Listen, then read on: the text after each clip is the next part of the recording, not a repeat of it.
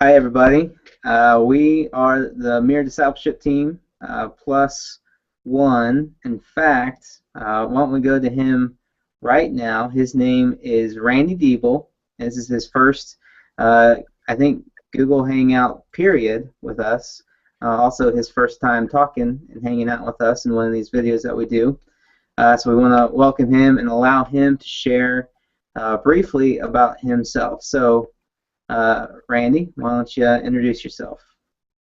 Hey guys, glad to be here and be a part of this. Again, my name is Randy Diebel. I am the Connections Minister at Wentzville Christian Church in Wentzville, Missouri, just west of St. Louis. Uh, the best question I get all the time is, what does a Connection Minister do? I'm still trying to figure that out, but my main responsibilities are community outreach, missions, benevolence, and then I am assisting and sharing the duties of assimilation with our discipleship minister, and I'm also co-leading and the staff liaison for our men's ministry. And so my job is to make sure everybody in the church is feeling connected to each other and to Christ and pushing forward with that. So I'm glad to be here and share with some amazingly wonderful minds and Jonathan. You haven't seen our other videos, have you? They're special. We'll just leave it at that. They're special. All right, so we're gonna introduce. I guess the topic tonight is we're talking about assimilation. I've already said that. So we're gonna just go right off the bat. We've talked about this in a video in the past, but just want to bring it up just briefly so that we can touch on it once again. And that is, how is assimilation different than discipleship as far as process or strategy goes? So why don't we have Jason kind of open up with what he thinks is going to be the differences between those two things. I think the most fundamental difference between those two is I guess ultimately the difference that I see those two is assimilation is a connection point of engaging relationships with people and identifying them and then helping them in their journey as disciples of Jesus. And so assimilation ultimately doesn't produce disciples who reproduce disciples. Maybe for me, the key term I say is the assimilation process is the fishing nets by which I identify people that I can help them grow in a deeper relationship with Jesus, as opposed to people just getting connected to maybe ministries or programs, which assimilation typically has that kind of idea to it. Okay. What do you think about that answer, Micah? Man, I think I hate going after Jason because he's like the smartest guy in the room. I think that, when I think assimilation, I'm thinking connectedness to the local church. I'm thinking people getting, some sort of finding a home in the church. When I'm thinking discipleship, I'm thinking we're building something here. So, so a lot of times, assimilation can lead to discipleship. It's hard to disciple someone that you can't connect to. So those things are not opposed. They're not, I'd say they're not, one's not superior to the other. But at the same time, Jesus didn't go out and make assimilants. He said go out and make disciples. But assimilation is an important process in a church because, frankly, if people are like, Jason used the phrase fishnets, people kind of like flow through the church, and they're just kind of looking for a. Micah? I think we lost Micah. Randy, why don't you go and maybe give some details about how your job as the Connections Minister is going to be different from the discipleship minister, and that might help us to really kind of figure out maybe how they can be different and yet still share some of the responsibilities. Yeah, well, I think a big thing to realize is assimilation and discipleship are connected the whole time. I don't think you can have one without the other. But where I differentiate those is I see assimilation being more dealing with your horizontal relationships in the church, how you're connecting with people, how you're feeling at home there, and doing that, while discipleship is kind of more of a focus on your vertical relationships with God and how to grow deeper in that level. Now, as you go more deeper, you should also be growing better connected, and hopefully that works hand in hand. And so my job as a connections minister is to work on those horizontal relationships and make sure there's fertile growth for that, while our discipleship minister is really focusing on that vertical relationship. Now, we would classify groups as a discipleship minister thing to do, though, as well. So, can you? Well, no. Maybe I want to push back a little bit on that, because so here I'm at a smaller church than you, and so I'm kind of over assimilation as well as discipleship, because we don't have the personnel to focus on either one. And to be honest, I'm really doing this whole video for selfish reasons, because I'm going to have to focus on assimilation next year. And so as I'm getting ready for that, I want to hear what you all have to say. But my church's strategy, or whatever, discipleship strategy, I think incorporates assimilation, because on the discipleship level, I was just, I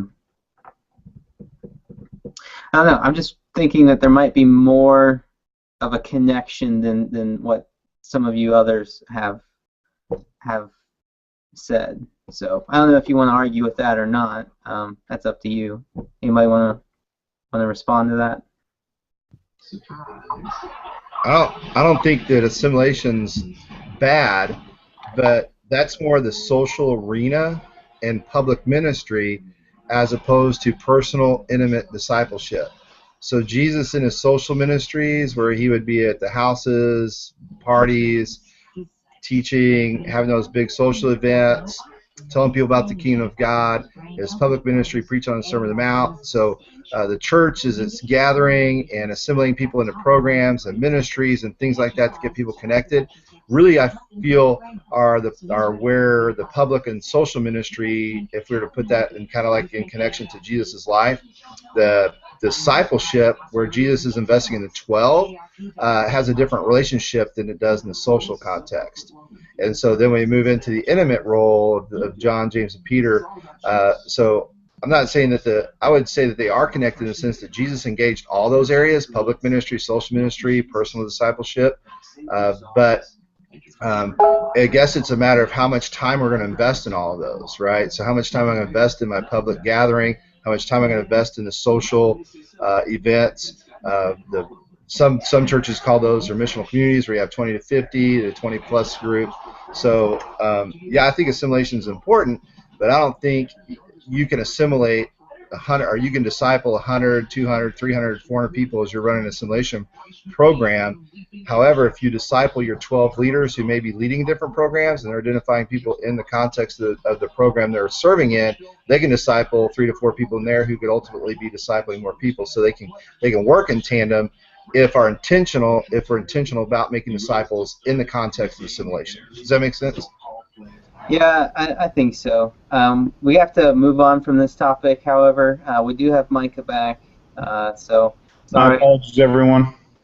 Sorry, the lessons of not plugging in your laptop, right? It gave me the low battery warning just as I started to talk, and I thought, I'm talking, I don't want to move, so I'll plug it in as soon as I finish my talk, and apparently I cut out. Is that right? Yeah, we lost you, but it's okay. It's okay. Right. You'll get to share some more of your infinite wisdom with us. No, So, I just repeat whatever Jason says. real quick, just kind of go across the board. I'd like to hear what you think about numbers. So obviously, assimilation has a lot to do with visitors, visitor retention, which is kind of the direction we're going to go from here on out. And a lot of times ministers get caught up in counting people in numbers. And I just want to know from you three, older, in some cases much older, wiser men, what you think. Wait.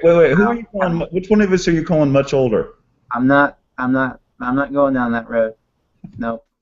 So what do you guys think about numbers? Well, I'm working through a bunch of Old Testament stuff right now, I'm totally going to torpedo the point, even though I think it's a really valid point. But I think there's a starting point we've got to talk about here. And so one of the most fascinating things about I've been looking at war in the Old Testament because I'm exciting like that. And so one of the things that's most fascinating is realizing every single time that somebody is excited about their numbers, God smacks them, right? And so you see this with Gideon. Gideon's like, man, I got 30,000 people here. God's like, yeah, you're an idiot. I don't want you to have 30,000 people. You'll think you're hot stuff.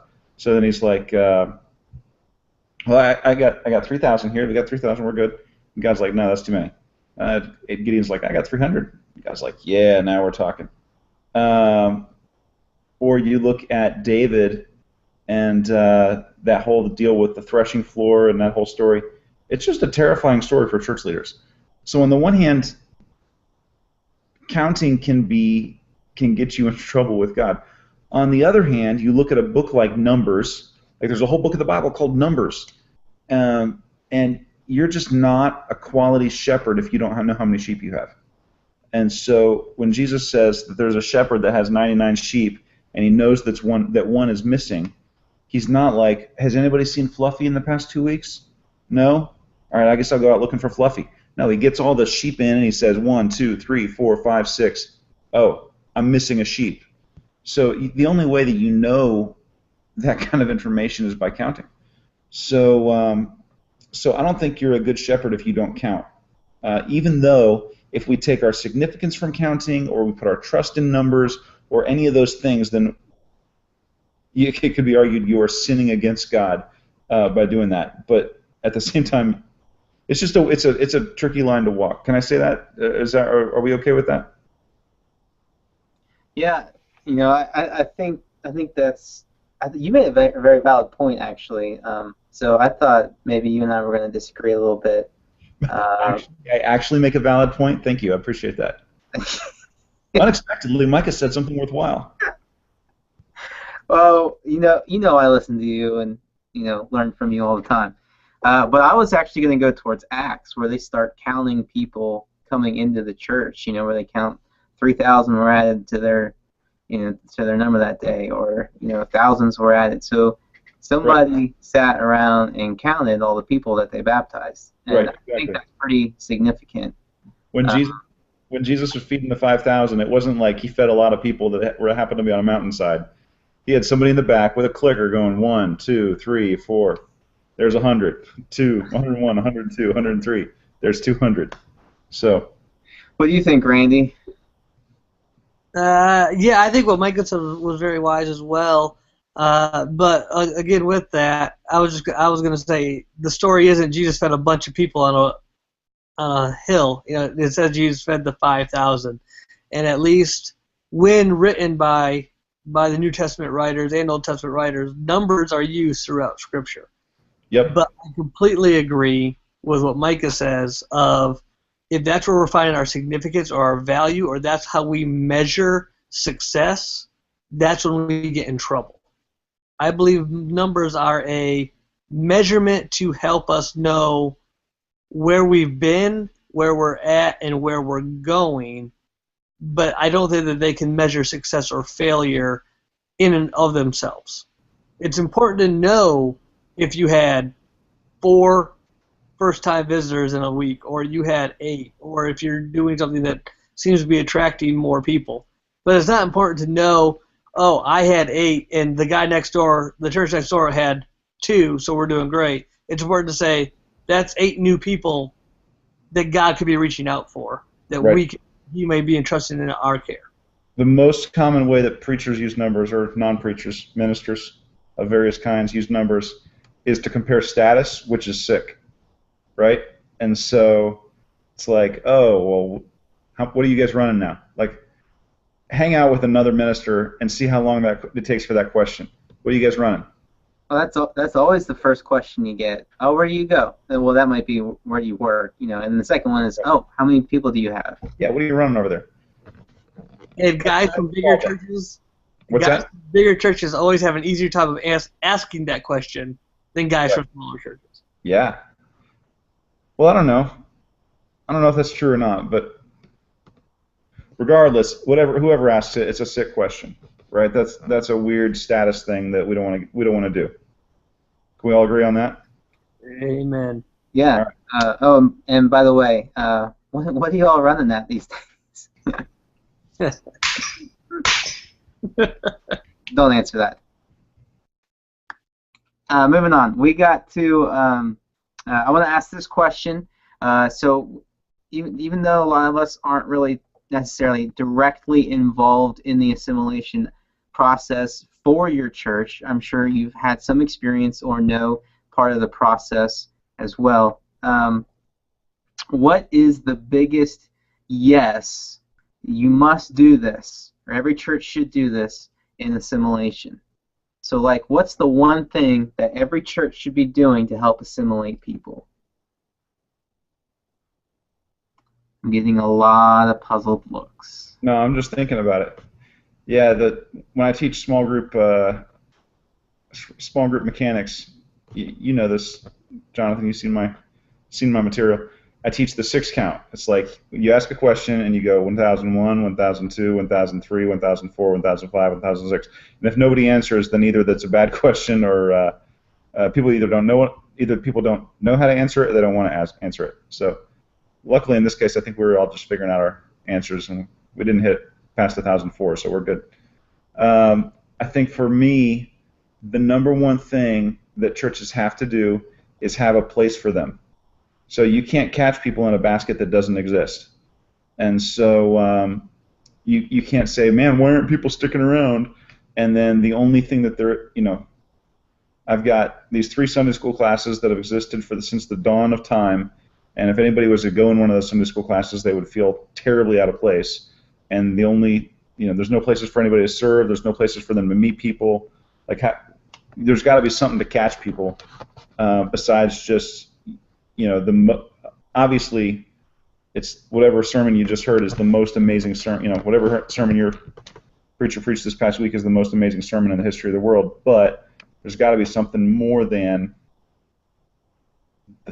the downloadables, because the reality is, I can sit home and watch some pretty amazing speakers on Netflix or TED Talks or something, and I can hear some pretty amazing music in my house. So why am I getting out of my home on a Sunday morning or a Saturday night and coming and being a part of your church? There's got to be something that I can't download. So, are you saying that the church has to have something that's unique to itself, that it is going to attract the people? I don't think uniqueness is the primary thing. I don't think that our church is doing anything that other churches aren't doing, if that's what we mean by unique. But I do think that that there has to be something that you can't download, and the number one thing you can't download is some sort of personal connection. So if you're saying what's the biggest yes, there has to be some place for people to connect, or they'll land at your church and they'll be gone because they didn't connect. Okay, so relationship. Even if the sermon's awesome and the music's amazing, there's got to be more than just a church service. Okay. Building a better show will not keep people at your church.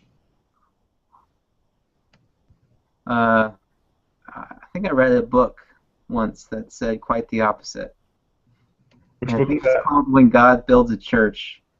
But Yeah. Let me say this. Having a terrible weekend experience will drive people from your church.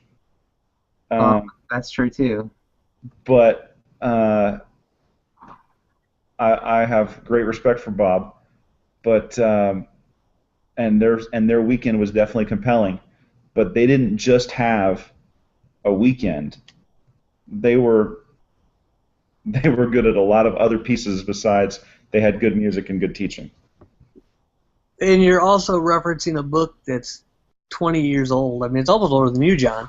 But the tough thing with that is, honestly, when you look at the culture, the change in culture since that book was written has really made a huge difference. And the ridiculous increase in social media has really caused genuine connections to drop in our culture. And so I think that's why where Mike is going, it's got to be more than the service. I think a service gets people in the door, might get you there a couple times, but if they don't feel a genuine connection, and I do feel people can tell the difference between a forced connection or a I'm supposed to talk with you compared to a genuine, oh, you actually care about me connection. That's what people are looking for in our world because we think we have connections, but they're so separated and kind of actually false or pseudo connections that people don't know how to handle a real connection when it happens. So let me ask you this then. Uh, what is a good connection? Like, what does that look like? A good connection is when somebody can come into your church and they can find another person that they can relate to personally and that they can relate to outside of just the small talk in church. Now, it might start at that level, but they need to find a way where there's somebody that they genuinely like to be around at your church.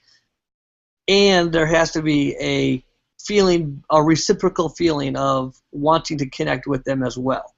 The problem is we a lot of times put the faces of ministers and staff members to make that initial connection, and a lot of times we do a great job with that because we're trained in how to do that, but we can only have so many genuine connections as well, so it's important that we connect those new people with somebody else in the church that can develop a relationship with them, whether that be through a group or something else. That's a great point. Hey, I want to piggyback on something Jason said because I think he's actually already kind of unlocked this for us.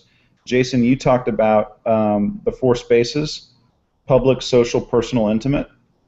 And this, I know you're getting that from Breen, but he's just stealing it from other people. But there's basically four places that people are connecting. They're connecting at a public level, at a social level, at a personal level, and at an intimate level. So I'll talk to people that say like, oh, I have a real intimate small group. And I'm like, either you don't have an intimate small group, or either you don't know what intimacy is, or your small group terrifies me, because you can't have an intimate relationship with 8 people in a room once a week. That's weird. That's not intimacy. You don't have the capacity for more than 1 or 2, maybe 3 intimate relationships in your life. If you got that, you're doing great. At a small group type level, you're really talking about a personal connection. People also connect socially and they connect publicly. So public connection is like Randy and I go to the same church, and I see him on Sunday, and I'm like, I think I know that guy, right? And it's valuable. It sounds like I'm knocking it, but I'm not. It's valuable to walk into a place and see faces that are familiar, right? I don't have to know who that guy is exactly. I just have to feel like when I walk into the space, I feel like these people look vaguely familiar to me. All right, that's public belonging. Social belonging is water cooler level, like, hey, how's the wife, how's the kids, or whatever it is. That social space is also valuable. Jason, when Breen does their immersions, every afternoon there's a block on the schedule called social space. How do we process and unpack this stuff in social space? And so the social is really underappreciated by a lot of churches that think like public and intimate and nothing in between. The personal space and the intimate space, kind of, we've already talked about. But I just want to throw that out there. I think that the 4 spaces that Jason was talking about earlier, I think that's a quality way to think about assimilation. How do I get people connecting in each of the 4 spaces? Jason, I'm passing the football to You know, you. Oh, sorry, Randy, go ahead. I was going to add a quick little thing in here, and I think we can see the importance of how people long for those relationships or those connections that kind of go from public to social and through entertainment and media. I mean, if you think of since the '80s, TV shows that have went real big, and I am stealing this from our discipleship minister, who I don't know where he stole this from, but in the '80s, the big show was Cheers, where everybody knows your name, and you walk into a place where you're connected and you feel good, and then you get to the '90s, and it's Friends. There's six people who meet in a coffee shop and hang out, and they have that connection. And then you move into, How I Met Your Mother was a big show, and why was that a big show? Was these friends living life together, going through, and now Big Bang Theory is a big deal where all these guys and their friends meet in a living room and they hang out and spend time together. And so these shows that went huge in each of their eras are just shows of a bunch of people hanging out together. They don't have really anything else to do with anything except let's just connect and hang out.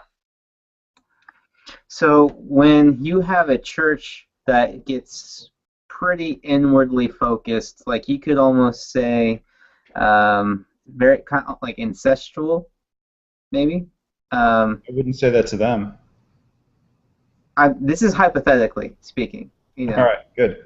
So, how do you get those people to become more relational? So when we have visitors come in, it's not all upon me or any other minister that might be on staff at this hypothetical church. Thoughts? I'm chewing on that. Can you repeat the question one more time? Say it just a little bit differently. Like Sure. If I got hung up on incestual, just to be honest. okay, yeah, that's fine. Well, All right, so the three of you all attend churches that are like 3, 4, 5 times larger than mine, and so the resources that you have is you probably have more outgoing people. You might have people who have the D or the I personality based off the DISC personality test, who are more just willing and easy to open up to people. In a smaller church cultural setting, how do you change the culture of the church to become more relational with people who are on the outside? Can you? Well, I sure hope so. Well, what do you think? jump in, man, because I know what you're dying to say, and you're right. So go for it. Jason? He's trying to unmute his mic. He's going to say you can't get people to do what you don't do yourself. Hey, All right, Jason. that's right, yeah. There you go. You can't get people to do what you're not willing to do yourself. So if you're going to invite, you got to have non-Christian friends and people you're serving in the community that aren't connected to the body of Christ, and invite them into the same social space that people in the body of Christ you share with. So we invite people who are in our ministry team leaders, and we invite people who are non-Christian, and we get them all together for parties or whatever missional community opportunity you want to do, whether it's a Habitat for Humanity project or just hanging out at the Buffalo Wild Wings. We got to get them connected. You're only going to do that by modeling that. You can tell them all you want in a classroom, but until they actually see it happen, it doesn't become tangible, or you don't put flesh on it without doing that. Okay. We got to move on. Next question I want to ask my panel of... Why don't we always move on after I talk? Because you settle it. There's That's the nothing else definitive to word, say. man. All right, so the next question is, what can we ask a visitor to do? What can't we ask them to do? And here's what I mean by that.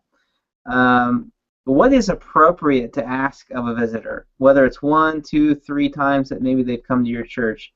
And a lot of churches have welcome to, name of the church, or what we believe class, or something along those lines, where they try and get them plugged into these string of classes. is that really an appropriate measured response for a visitor? What might be another option? And so, Randy, I'm going to hand this one off to you and kind of see what you think about that. Yeah, I think it's important once people are starting to come, first, second, third time, that you have some follow-up with that. And I think that you can ask different things at different points. After our first-time visitors come, we just want to thank them for coming. After the second time, I want to kind of see if they have any questions. After the third time, especially if it's consecutive, at that point, I ask them if they're looking to make a commitment or make a commitment to our church or something to that effect, or if there's anything further to move on to. Not because I am, we want to just force people in, but if somebody's coming back 3 times, that's a 21-day process that they're going through, and they're obviously looking for a home, and there's something that's bringing them back. I don't want them to feel like they're not, here for a good reason or a good cause. So I want to do my best to get them plugged in, to ask if they'll come to a class or, make that next step in their journey if they're looking to make it their, our place, their church home. Now, right now, we don't really have like a 4-week class or anything like that. We have, a lunch, and then we have just a 1-2 hour class that we offer every other month. But I wouldn't mind changing that. I think there's value when you have expectations of people making a commitment because they know it's a serious thing. Okay. You mentioned like the 21 I have day. a real quick question. Is that okay? No. You have this. You mentioned the 21-day process, and I found this percentage, and then I'll hand the mic over to Micah. And that was, in the first time that somebody comes, you have a 15% chance of retaining that visitor. If they come back a second time, that jumps to 38%. If they return a third time in a row, especially, then you have a 70% chance of retaining this visitor. I don't know, to be honest, if those numbers are reliable. It comes from Dr. Elmer Towns, I think. The illustrious Dr. Towns. Oh, excuse me. So, I don't know how accurate those numbers are, but those are the numbers that I have found. And one of the things that I'm going to be working through, especially as I kind of work on assimilation here at my local congregation, is how do I get the first time to become a second time, the second time to become a third time, etc. And so with that, I just kind of want to throw that out there, and now I'll hand it over to you, Micah.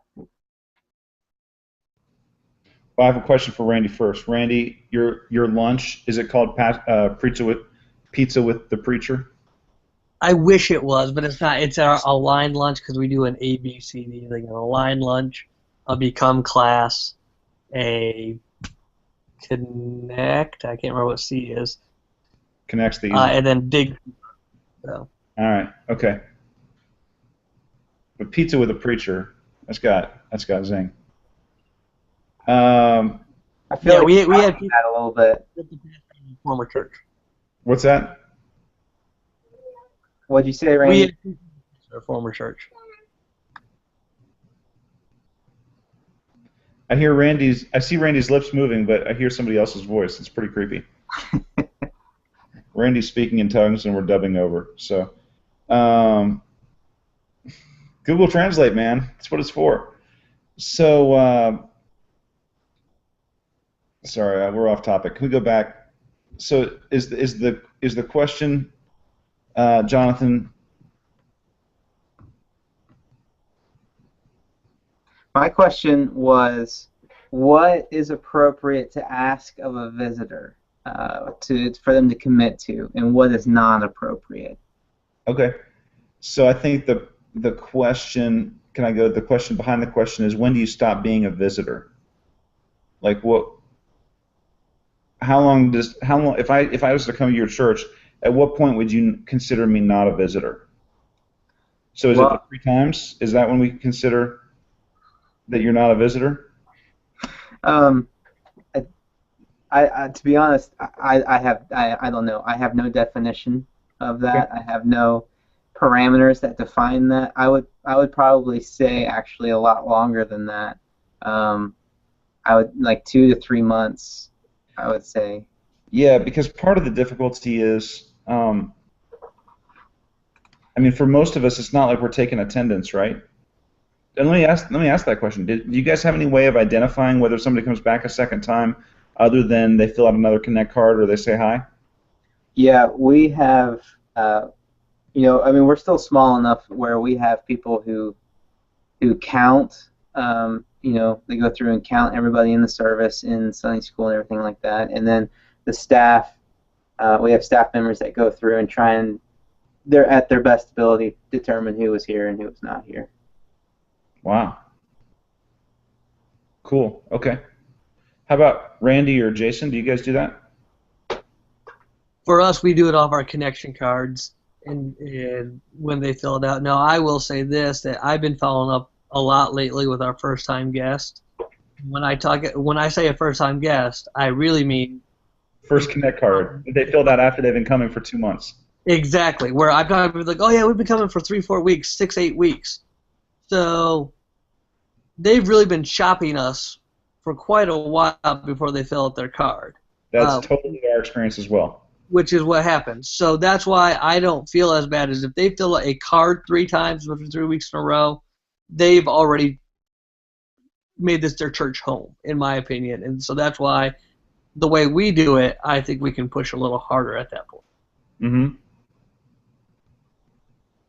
Okay. Jason, how about you?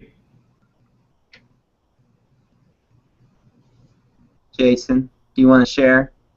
I think the mustache makes him wiser. No, Unwilling to engage with stupid questions. we have connection cards too, but same trend those guys are having. What we try to do with our guests is we just try to create a high invitational environment for them, free coffee, donut, having zone hosts and lobby hosts that identify people. So initial conversations of the shaking hands and how do you do, making people feel welcome when they come in. And so those zone hosts and lobby hosts are aware of the people who are kind of in those sphere of influences. So they identify people who are first-time guests pretty quickly because they're always there. And their job is to identify those first-time guests. And so they, welcome them, get them a cup of coffee, kind of make them feel at home. But we try to, basically all to say is we create a high invitation environment for them. The high challenge doesn't come till after those connections between me and Randy or the elders, or they kind of get to that next level where I've had that cup of coffee and we have those conversations, because the challenge components can be different for each group or each family or each person. So that's kind of where we're at. And you have to calibrate those, invitation and challenge. Trying to, calibrate those. Breen, yes. Breen again. Man, we should invite Breen onto our conversation. We should just turn over to Breen. We can go to bed now. Can I throw out a couple thoughts for you guys? Sure. So I would say, and there's no way to track this, but if you're talking about first touch for people, I would say that in this day and age, nobody under the age of 60 is coming to your church without checking out your website first. See, you say that in your setting, okay? That is, I don't know. Have the internet in Indiana? Oh, yeah, we do, obviously, since I'm on it. And you know what? I have spent hours upon hours working on our website, so it's very professional, and we try and give the best that we can. But I don't know. The culture here is a little different, I think. I think they're the younger the person, obviously, I think the higher chance that they've got on the website. But I don't know if that's still really reliable in my particular setting. So who was the last person that came in the doors of the church that was new? That's a good question. I'm still trying to figure out who's what's the word? Name. That's okay. Who's So, regular? Yeah, I've only been here, for that's 9 true. months. So Well, I'm just saying, man. Most people that are coming in the door of the church, they're checking out the website first. It is what it is. So so I'd say assimilation starts then, and then it starts, in the parking lot. So by the time they get in the doors or sitting in the service, your assimilation process hopefully is already well underway. Then, in terms of like Randy, I'm 100% with Randy on this. People don't fill out the Connect card on week one, hardly ever, in my experience at least. Like they want to stay anonymous until they're okay with you knowing their name, because we don't want people having our information that we don't trust. And so when I go to the store and they're like, "Hey, what's your phone number?" before you're making the purchase, I'm like, "Why do you want my phone number? I'm just buying this box of crackers or whatever it is." So there's nothing more annoying than those stores that always want to get your personal information every time you try and make a purchase, right? I'm looking at you, Harbor Freight. But so by the time they're giving you by the time they're giving you that information, they are most of the way in. Like it's way farther than it used to be, is all I'm saying. So what we found is we found that we started tracking when people started checking their kids in, because we take attendance of the kids, and we found that was they were showing up on our radar by when they checked their kids in months, in some cases a year, before they ever filled anything out that had their name on it. Does that make sense?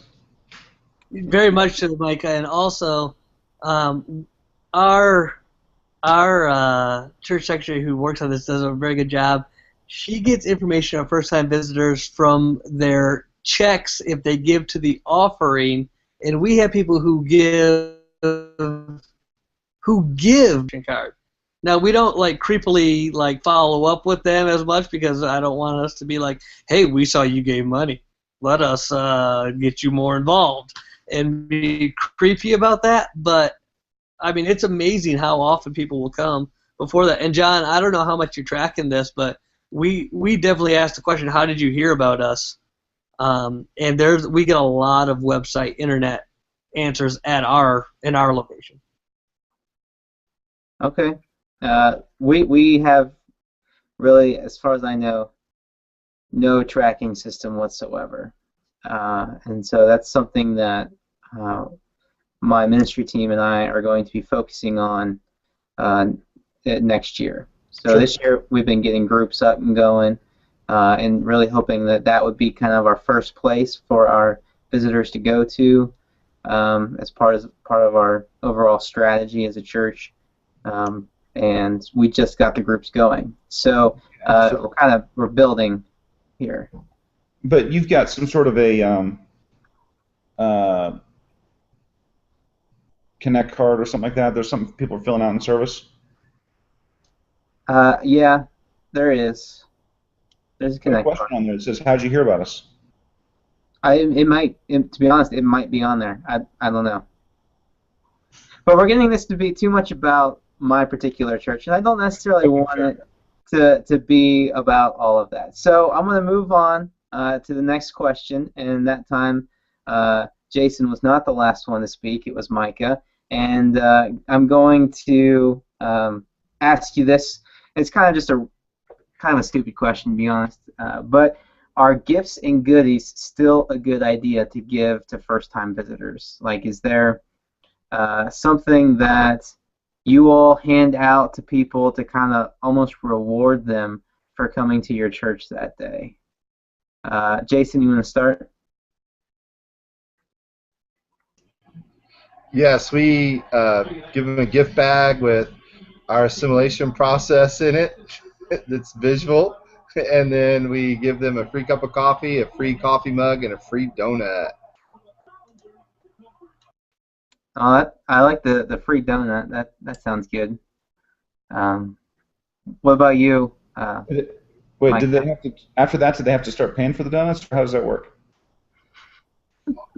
Yes, the donuts are $1 unless you make monthly deposits, and you can like buy them ahead of time. Can you set up a payment Get plan? credit. So you buy 20 donuts the first time, you just count those through the month. I don't believe you. So you're doing that, but is it working for you? Like, is it? Do you feel like people are like, "Oh, I got the donut"? Well, here's the thing. Most people do not know the reason why we have our cafe is to raise money for our Rafa House ministry. And so, so the reason why we sell them is for Rafa House Ministry for sex trafficked kids. However, that's not clearly communicated. People buy their donuts before they get there, um, and their coffee. But Signage, man. we do bless people with a gift bag that does have a coupon. They get a free donut and coffee, and you get a cool Twin Oaks porcelain coffee cup, and a couple cards about our children's ministry and youth ministry and our assimilation process. It's visual that Jonathan Wilmore put together for us in a beautiful graphic. Hey, So, can I give you? I'm going to give you a hint that you're going to love, and it's free. I'm not even going to charge you for this one. great. Okay? On the coupon, you put in a unique identifier number, like 6-digit little tiny number in small black print or something. All right? You with me? And then you track which coupons you give to which people, and then you know when they come back.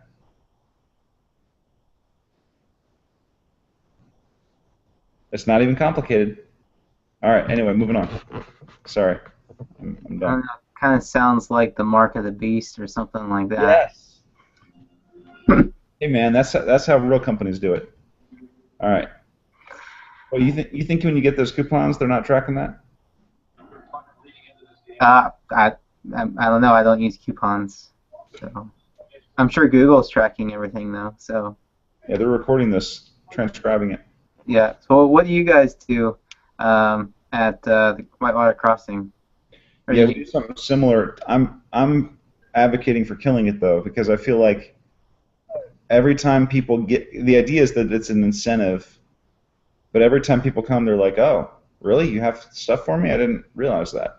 Like, I don't feel like being the guy who's given it out a lot. I don't feel like it's usually people are like, "That's awesome, thank you." It's like, "Oh, okay, thanks." yeah, I don't know that people really expect it now like they did maybe 15 or 20 years ago. Because we kind of got like a new generation of people coming back to the church and or new people altogether. And yeah, I just don't know that handing out stuff is all that effective. Now, to be honest, I want a cool New Lisbon Christian Church mug, and so I'll probably pay to have those made so I can get a mug because I like to collect mugs. But other than that, like I don't know if that would really work. What do you think, Randy? What do you guys do? Well, we switch back and forth. In the summertime, we give out a really cool looking water bottle with a special pop top thing, and it's really cool. And then in the wintertime, we give out travel mugs with a church on it. And then we have a handout in there with we just did launched a new vision in April, so it kind of explains that and a few other things.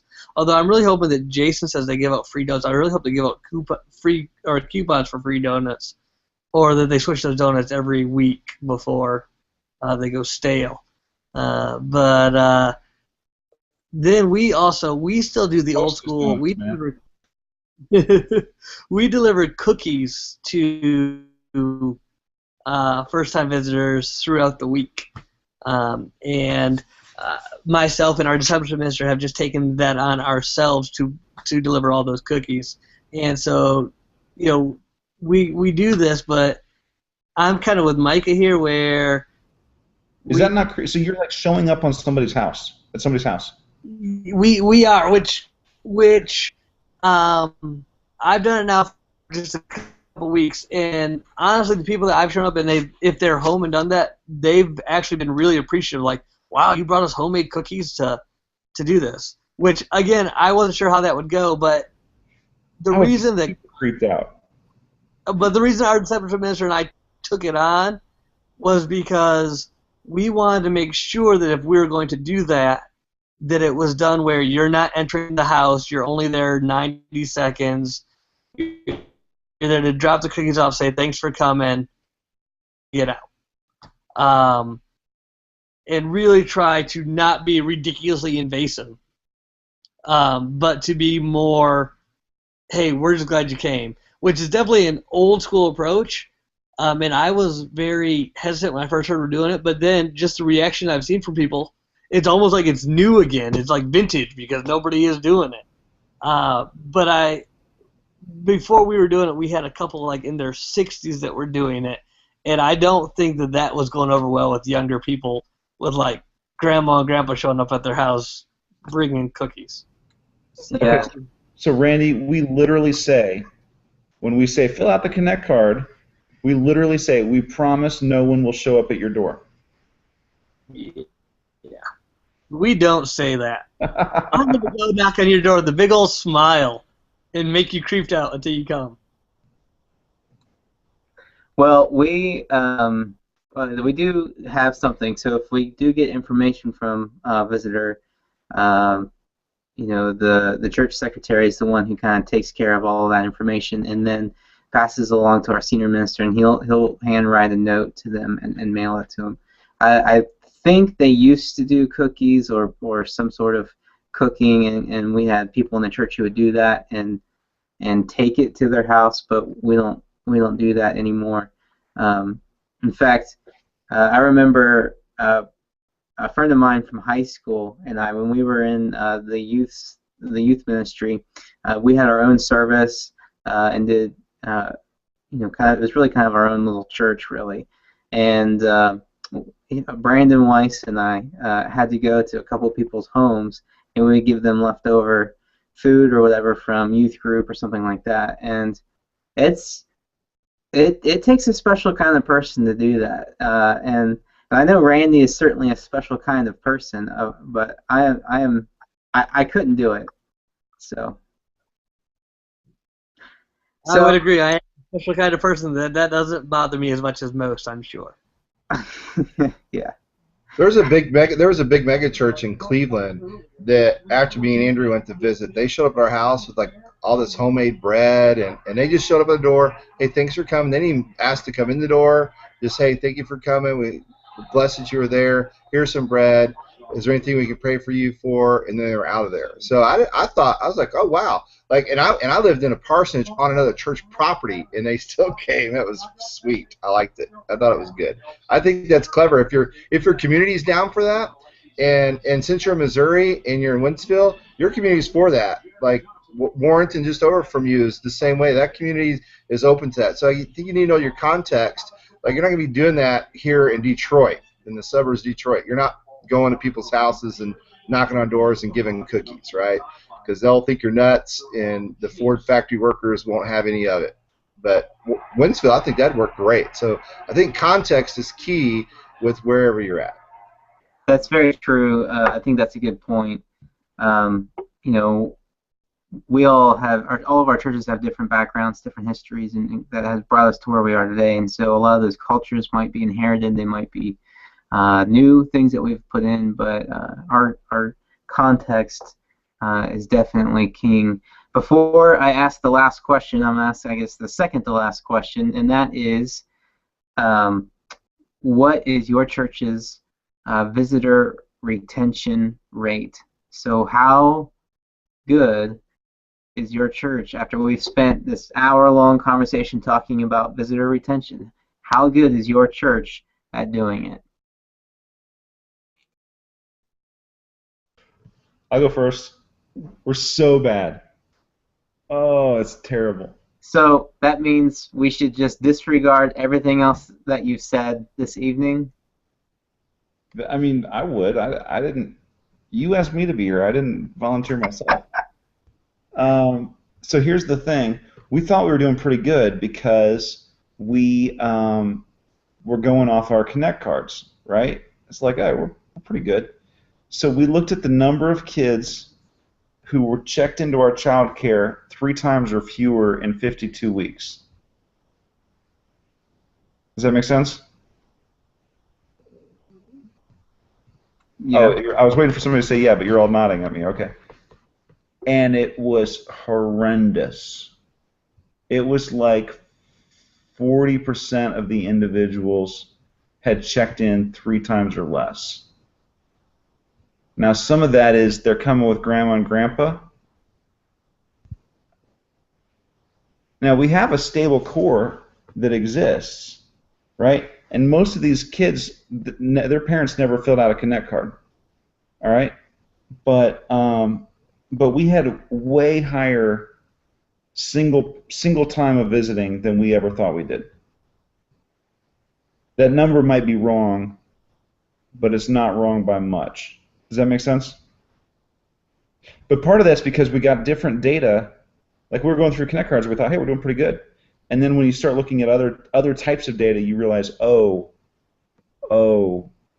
it's not what I thought it was. Other ways of counting. Yeah. So we said, we've got the data ability to say, tell me every single individual who has attended Harbortown, which is our kids ministry, in the past year. All right. You pull that whole list of names, and then you say, how many times did each one of these people attend? And you chop it through Excel, and you sort it and figure it out. And a huge percentage attended 3 times or less. So that's just people who passed through. Now, some of that is they came to visit grandma on Easter. We're on the west side of Cincinnati. Family's a big deal. And so we go down on major events in some ways because a lot of our stable people that we're used to seeing all the time, they're like, sorry, we went with grandma to her church. But then we also go up. So we actually kind of net out anytime there's a big event like Mother's Day, Christmas, Easter, stuff like that. But still, it was horrendous. And I would never have thought that in a million years based on our Connect card data. All right. So, what about you, Randy? I haven't been here long enough to know exactly how we're doing. I mean, I'm sitting at 7 or 8 weeks, and I'm still at the point with Micah of we're doing Connect cards for a lot, but from just talking with staff and all that, just going from connection cards, the number of first-time visitors we would have compared to the number of second-time visitors, I mean, the drop-off was crazy. And we're tracking this stuff on Fellowship One is what we're using and doing stuff with that, and you could just see this crazy drop off. And so it's like, how do we make this second step? How do we make the interest them in coming back? A few of the things we've changed, like literally within the last 2 weeks. One is that our discipleship minister, Kurt Charlton, and I are the ones delivering the cookies.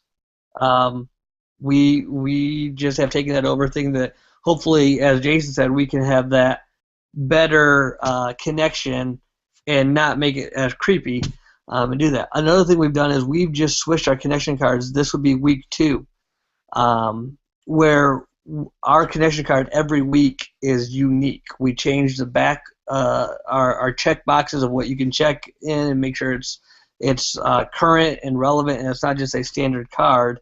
And we're hoping that through that, if we ask for a response from people, they will quickly be able to respond on a connection card.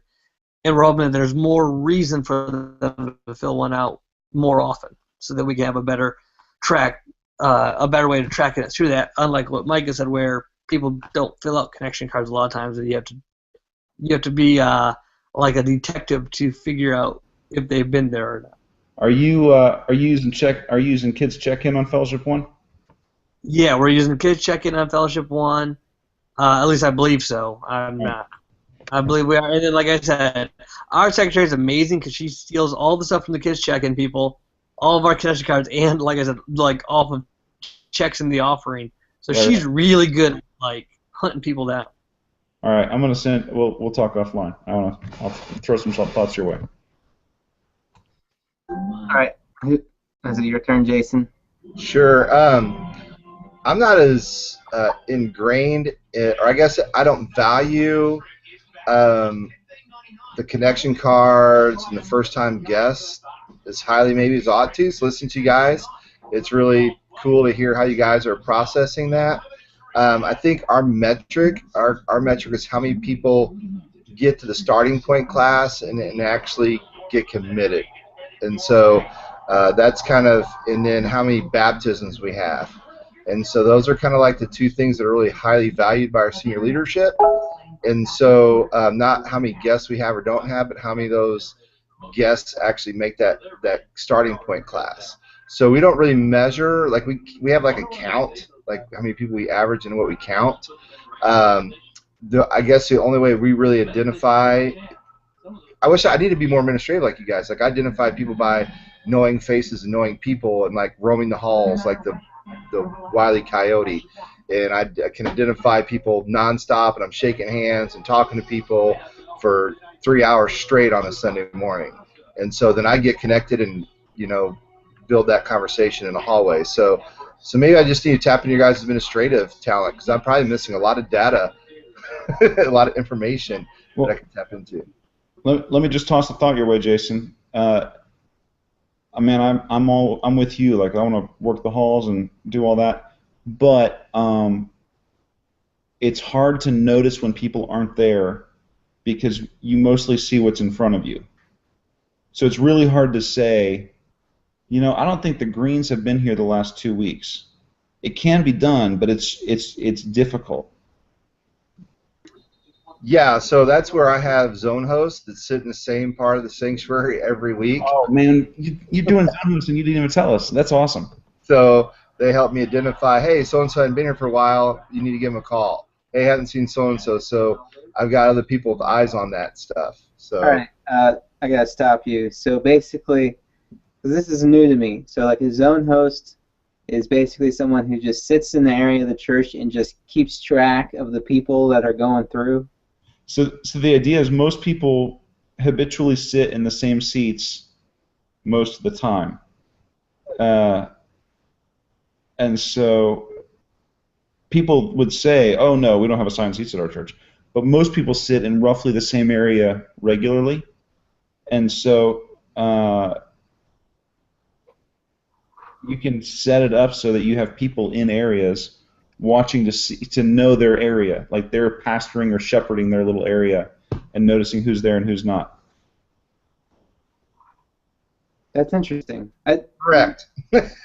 So I guess I was envisioning like someone sitting in the lobby of your church watching the people go through. No, those are called lobby hosts. So lobby hosts are at the door, and the greeters open the door. Lobby hosts are identifying new faces that are coming in, welcoming them, identifying the bathrooms, check-in, getting them, guiding them in their first-time experience. So lobby hosts are the next kind of force after the people come through the greeter doors. They're the people in the lobby and the hallways that are shaking hands, hey, welcome, and they're identifying new faces as well, and then engaging small talk as they walk them to guest services or check-in or getting them to the worship center. So that's what the lobby hosts do. That sounds like a great idea. Those are, now that you mentioned the zone hosts or the way that Micah described it, that starts to sound a little more familiar. But I like the idea of a lobby host and a zone host. So, Randy, did you have anything to add? Well, I was going to say I really like those ideas. I think it's very important, like I said from the beginning, of these genuine relationships. So it's important for people to go shake visitors' hands or to notice if people are missing. And there's that aren't wearing a name tag or that people don't feel are supposed to be talking to them. So like when the greeter who opens the door for you, when you walk into a place, you expect them to shake your hand and greet you. That's why they're opening the door. But if you get somebody walk up in the lobby and say hi to you if you feel lost or you're doing something, that's a big thing. Another big thing is if you have somebody who just feels like they're coming up and just saying hi to you in the auditorium, in the worship center. I think that's a big thing. So it's an assigned role for somebody, but it's important to kind of feel like it's a natural fit, for lack of a better way to put it. Okay. All right, we gotta get on the last question and kind of close this thing out. So tonight's been all about visitor retention and trying to figure out how we get visitors who are coming to the door first, second, third time to stay, and so that we can get them assimilated into the life of the church, get them plugged in the different ministries in different areas. And so, I think that assimilation is a part of evangelism. It's part of sharing the good news, the kingdom with other people. So I want to know, what is your church doing to promote church growth / evangelism? If you want to separate those two out, that's fine with me, because there's definitely a Those are difference. two very different things. Yeah, I understand. So I'll just ask this: what is your church doing to promote evangelism? Delivering cookies to people's doors. And that works for you? We'll find out in a year. Isn't it? I guess for me, it's helping people just learn to be relational. Too many Christians don't have non-Christian friends. So their circle within the first 3 years of a person becoming a Christian is a Christian circle. So they've almost lost all their non-Christian friends. And so their tribe has now changed to the Christian tribe. So helping them have a different view of who they're going to engage with intentionality. Evangelism is going to have to be, hey, I'm going to have to invite people who drink, smoke, and chew and sleep with girls who do, right? And I'm going to have to go engage people outside the church context. And so I don't know that you can have effective evangelism by programming it. I think we're still in that mindset that I'll just invite people to church. What happens is friends are inviting their not their unchurched, but their de-churched friends who already have a Christian culture in their background into the church. I don't think we're really effectively reaching the lost, the marginalized, the unchurched culture, right? So it's again going to have to be modeled by us saying, hey, I've got friends who are non-Christians, right? So I don't know. Evangelism for us is difficult because we're so programmatic, and we think that VBSs are going to bring people to church, and all it brings is people like me who send my kid to every VBS all summer long, but will never join your church, right? So I don't know. My thoughts.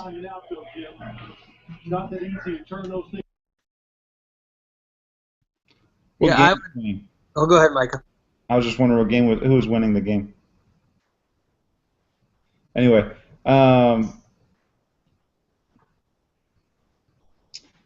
think a lot of it starts. I'm gonna steal, as I've done all night. I'm gonna steal Jason's material from a previous question. I think modeling is the thing.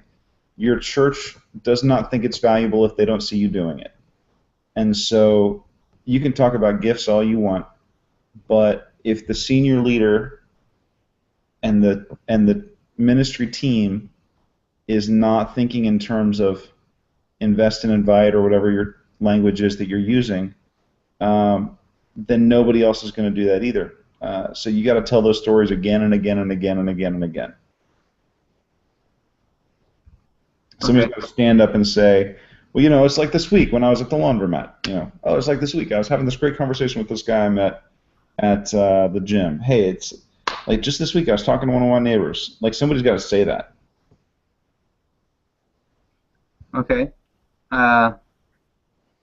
Randy? Yeah, piggybacking off of that, I don't think there's a program or a cookie cutter approach that you could teach somebody other than you have to model what it means to evangelize other people.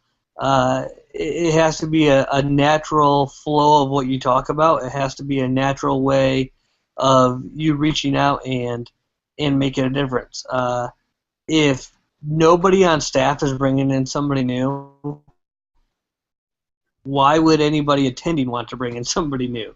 There's got to be an excitement about how you're reaching out to people and who you're telling people, who you're talking to Jesus about, and when you're doing that. It's important that it's on your mind, and then it's equally or even more important that you share those stories with others at your church. I think there's times that people think, well, I'm just bragging that I'll look at how good an evangelist I am. I go and talk to people at Walmart. I don't think it's bragging. I think it's letting people know, hey, because I'm a full-time minister doesn't mean that I have this special gift or I'm reaching out to these people in all these other ways. I'm reaching out to people at the same places that you're at all the time. And it's okay if you reach out to them as well. Okay. Well, I am trying to program evangelism here at my church. And one of the things that we're doing to promote it is it's basically a form of it's our small group ministry, essentially. And each week, one week out of the month, we're trying to get people to do something kingdom-minded, do something for the kingdom. And it doesn't necessarily have to be like pure evangelism where you go and proclaim the gospel to somebody, but random acts of kindness, acts of love, going and doing service projects, getting involved with people in local ministries, as well as we're going to challenge the groups quarterly to go and share the gospel with somebody new. So that's what we're doing here. But I've definitely taken to heart, the things that you have to model it yourself, and I think Jason was right. The longer you're a Christian, the harder it is to have non-Christian friends, and that's certainly my struggle, especially since I'm in a new place and I'm surrounded by church people all the time. So those are all things that I've learned from you guys as well tonight. So with that, I think we have to close out this evening's discussion. I definitely appreciate Mike, Jason, and Randy for being here. Again, we miss Ricky, who is the fourth member of our team, but he had some obligations that he could not get out of.